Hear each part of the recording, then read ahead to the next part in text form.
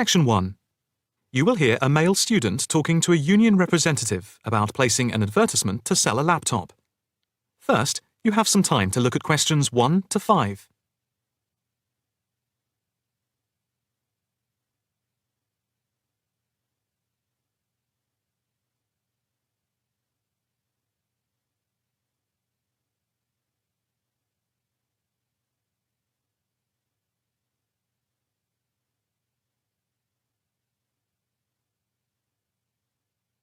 You will see that there is an example which has been done for you.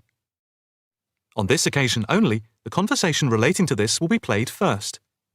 Hi, I'm Debbie. How can I help? Hi, my name's David. I'm just looking to place an advertisement on the main union notice board to sell a laptop and a few accessories if that's possible. The answer is advertisement. So, advertisement has been written in the space. Now the test will begin. You should answer the questions as you listen, because you will not hear the recording a second time. Listen carefully and answer questions 1 to 5. Hi, I'm Debbie. How can I help? Hi, my name's David. I'm just looking to place an advertisement on the main union notice board to sell a laptop and a few accessories if that's possible. Sure, that's not a problem. I take it you are a member of the Students' Union? Yes, I am. Right then. I'll just get a form up. And as there is no one around and it looks as if it's going to be quiet for a while, I'll just type the details straight into the computer for you. Thanks very much. No problem. Shall we just title it Laptop for Sale? Yeah, okay. Can you describe it generally? Well, it's in very good condition. In fact, it's hardly been used. Why are you selling it, if I may ask? Well, I've got another one which is much lighter, and I don't really need two. I see. What weight is the one you're selling? It's 3.5 kilograms. That is heavy these days. Can you give more details about the one you want to sell? Right. Well, it's an Allegro, and it's got all the latest programs. Okay. What about the memory? The memory is only 0.5 gigabytes. And what about the screen size and the other features? Oh, well, the screen is, well, let's see, it's 37.5 centimetres with a standard size keyboard and a touchpad. But I've got a cordless mouse that I can put in with it if necessary. Well, some people don't like using a touchpad.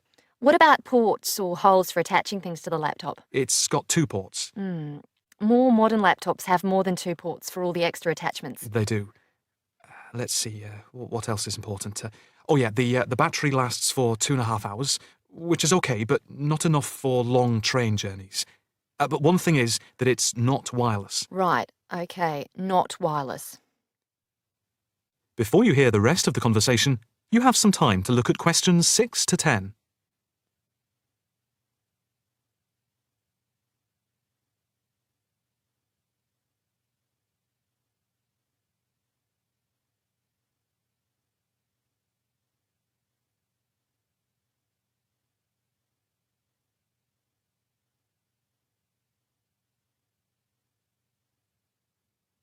Now listen and answer questions 6 to 10.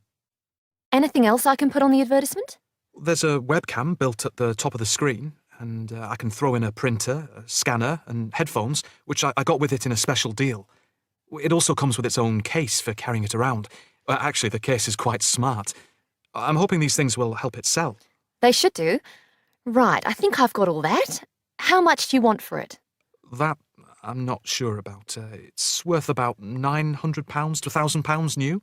Yeah, but you won't get that much if it's used, and even if it's in good condition. What about £500? I doubt if you'd get as much as that. More like £200 or £300. If you look at the notice board, there is one on there which is comparable to yours, and it's not more than about £250, I think. As little as that? I'm afraid so. Shall we say £300? OK, put that. Can I take some contact details for the advert? The name's David Bristow. B-R-I-S-T-O-W. Yes, that's it. And a mobile or email? Both, if you want. It's DIB_7791 @hotmail.com. OK, and the mobile? That's 09875 423387. That's it. If you send the picture, I'll add it and print it out and stick it up for you. OK, I can get that to you today. Right, I'll type in here, advert placed the 22nd of October. Fine. And good luck with the sale. Thanks. That is the end of section 1. You now have half a minute to check your answers.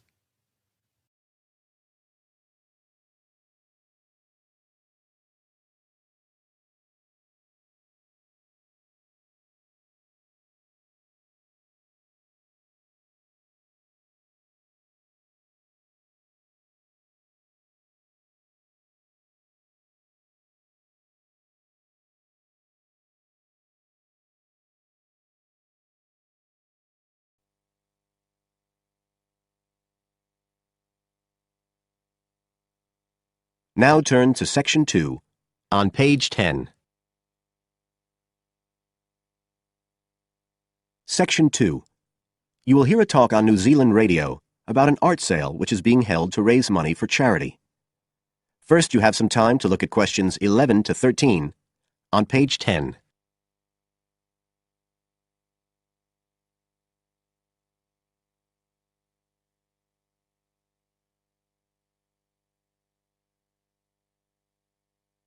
Now listen carefully and answer questions 11 to 13. One of the most anticipated art events in Christchurch is the Charity Art Sale, organised this year by Neil Curtis. Neil, tell us all about it. Well, Diane, this looks like being the biggest art sale yet, and the best thing about it is that the money raised will all go to charity. So what you probably want to know first is where it is. Well, the pictures will be on view all this week, most of them at the Star Gallery in the shopping mall. But we have so many pictures this year that we're also showing some in the cafe next door.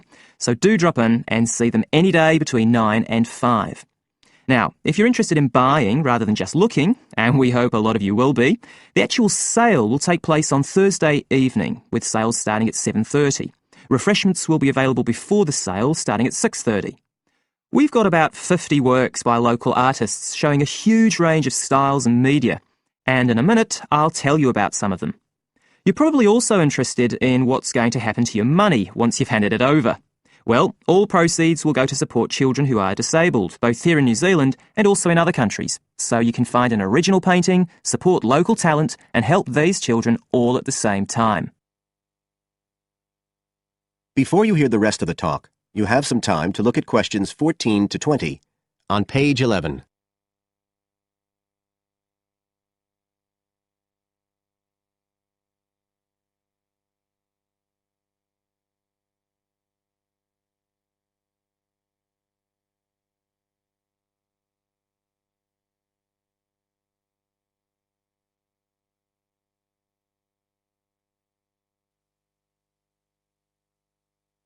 Now listen and answer questions 14 to 20. Now, let me tell you a bit about some of the artists who have kindly agreed to donate their pictures to the charity art sale. One of them is Don Studley, who has a special interest in the art sale because his 5-year-old daughter was born with a serious back problem. After an operation earlier this year, she's now doing fine, but Don says he wants to offer something to help other less fortunate children. Don is totally self-taught and says he's passionate about painting. His paintings depict some of our New Zealand birds in their natural habitats. One relative newcomer to New Zealand is James Chang, who came here from Taiwan 9 years ago at the age of 56.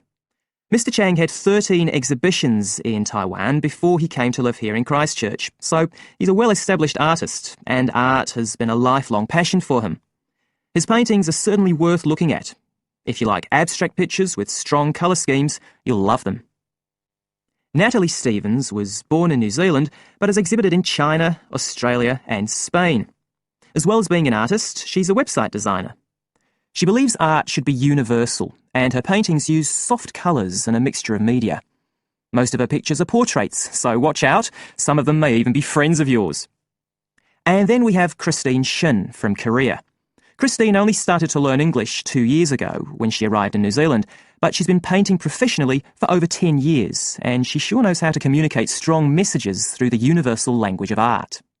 She usually works from photographs and paints delicate watercolours, which combine traditional Asian influences with New Zealand landscapes, giving a very special view of our local scenery. Well, that's all I have time to tell you now, but as well as these 4, there are many other artists whose work will be on sale, so do come along on Thursday. We accept cheques, credit cards, or cash. And remember, even if you don't buy a picture, you can always make a donation. That is the end of Section 2. You now have half a minute to check your answers.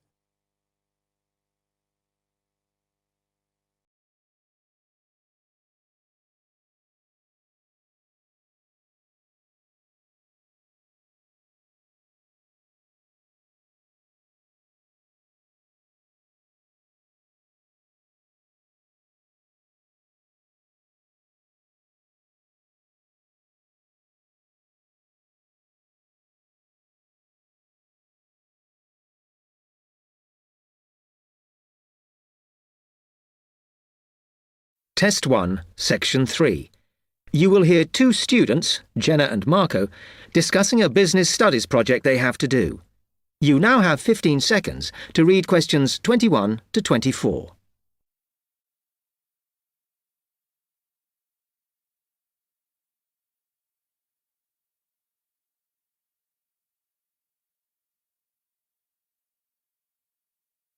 Come on, Marco. We've got to get on and sort out this project for Professor Buckley. Hang on.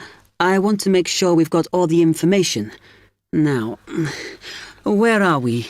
Well, today we need to sort out exactly what we're going to do and how we're going to divide the work up. Okay. How long have we got, by the way? The end of term is April 6th, and he said to hand it in on week 8, so that's March 25th at the latest, because the beginning of that week is the 21st, so not long. Right. Have you got the notes there? Yes. He wants us to do a fairly small-scale study, like the last one, on whether or not businesses were offering more benefits to staff. And we've now got to look at the rise in older workers. It should be fairly straightforward. Yeah, as long as we keep it small. Who's marking it? I don't know. Sometimes he gets the PhD students to mark it for him. Oh, actually, it just says here, a senior lecturer. I suppose it's too much for Professor Barclay to do them all. Yeah. Anyway, how are we going to go about this? Well, we have to decide how big we want it to be and who... Yeah, but I think we must sort out a timetable for the project. Otherwise, nothing will get done. Okay. Do you want to do that? All right. I'll do it as soon as we finish here. You now have 15 seconds to read questions 25 to 27.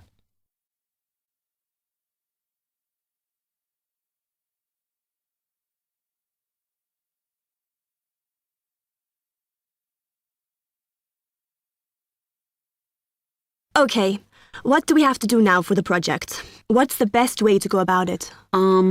Well, Professor Carter suggested we set up a focus group to get some in-depth interviews, but I think that'll take a lot of time. Yeah, I agree.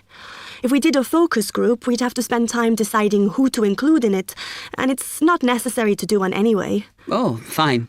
And if you agree, I think we should get in touch with the businesses on the list Professor Carter gave us and ask them if they're prepared to participate. Sounds good. Then we can go there, give them questionnaires, and collect them later. Exactly. Okay. Then do we need to book one of those study rooms in the library so we can work together to input the data? Perhaps not, as I guess just one of us could just sort it out actually. Yes, that would be easier. A lot of what we're doing is qualitative, so it'll be writing up rather than statistics. No software for that, I'm afraid. And I think it would look better if we had actual shots of some of the staff, because we're citing appearance as a factor in employability, aren't we? Yeah, okay. I'll factor that all in when I sort everything out tonight. You now have 30 seconds to read questions 28 to 30.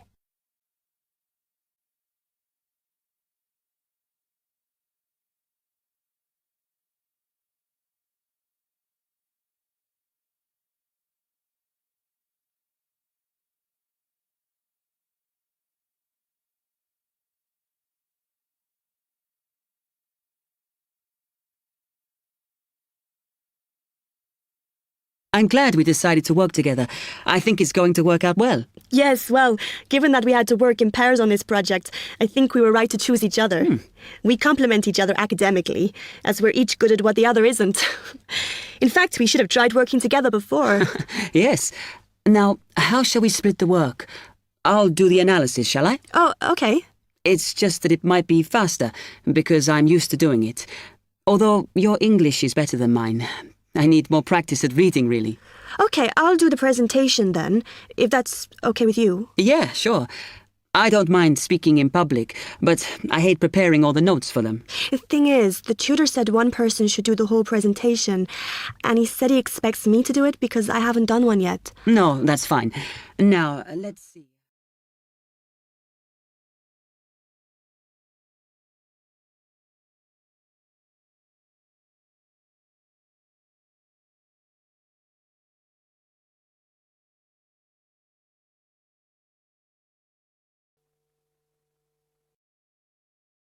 Now, turn to Section 4. Section 4. You will hear a talk given by Dr. Miranda James. First, you have some time to look at questions 31 to 35.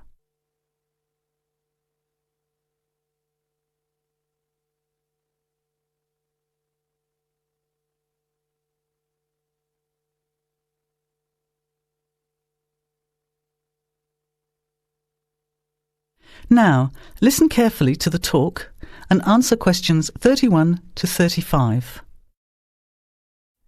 Good afternoon, everybody, and welcome to the first in a series of talks we have arranged for the Overseas Students Association this semester. Dr. James has very kindly agreed to speak to us today on the topic of public speaking, and judging from the large numbers of you here, it's clearly a subject of great interest and relevance. Dr. James. Hello. It's good to see so many of you here, and hopefully what I'm going to tell you will be useful to you both here at the university and in your future employment. Many people avoid speaking publicly, by which I mean in front of, say, 10 or more people. Not because they lack the ability, but mainly because they lack confidence, which is really only due to lack of practice. Today, as a consequence of the influence of television, audiences expect speakers to be relatively brief and to the point, in addition to being well-informed and interesting or entertaining. Probably the most important part of public speaking is what you do beforehand, by which I mean preparation. This includes practical details, such as knowing precisely what your topic is and exactly how long you are expected to talk for. You should also plan the content thoroughly.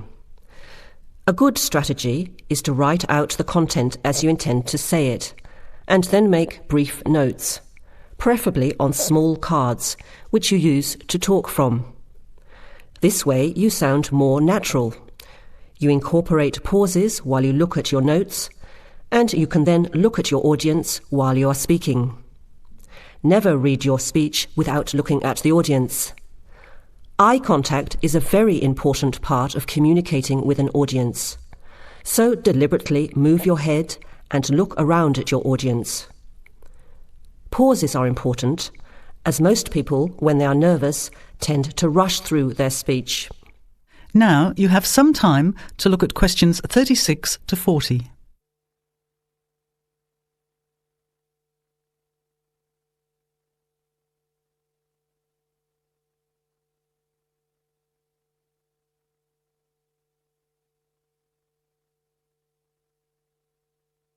Now listen and answer questions 36 to 40.